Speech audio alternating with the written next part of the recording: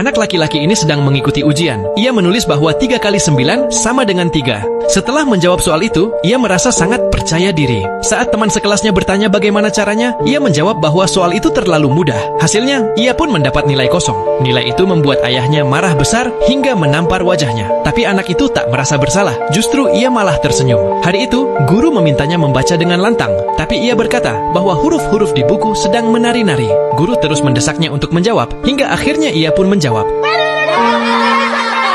Seluruh kelas tertawa terbahak-bahak. Guru pun mengusirnya keluar dari kelas. Namun ia tak merasa malu. Bahkan ia mulai menari-nari di lorong sekolah. Anak itu tidak berbohong. Dalam penglihatannya, huruf-huruf memang menari. Karena sejak kecil, ia mengidap penyakit disleksia. Tapi orang tuanya malah mengira ia hanya malas dan bodoh. Setiap hari di sekolah, teman-temannya menganggap ia bodoh. Padahal, IQ-nya di atas rata-rata. Ia bisa memecahkan teka-teki dalam hitungan menit dan melukis dengan cat minyak tanpa kesulitan. Ayahnya yang marah mengirimnya ke sekolah asrama. Saat melihat keluarganya pergi, ia tak mampu menahan air mata. Di asrama, saat yang lain berganti pakaian, ia hanya duduk melamun. Larut malam, saat semua sudah tidur, ia masih duduk di ranjang. Ia hanya bisa bersembunyi di kamar mandi dan menangis diam-diam, mencuci air matanya dengan air dingin. Suatu hari, guru seni membagikan kertas kosong dan meminta semua murid menggambar dengan bebas. Teman-temannya langsung mulai menggambar, namun kertas anak itu tetap kosong. Hal ini menarik perhatian sang guru, tapi ia tak memarahinya. Keesokan harinya, guru berbicara dengan teman-temannya dan akhirnya mengetahui bahwa anak itu mengidap penyakit disleksia. Ia cepat-cepat membuka buku tugas anak itu dan melihat semua kata yang salah tulis ternyata ditulis secara terbalik.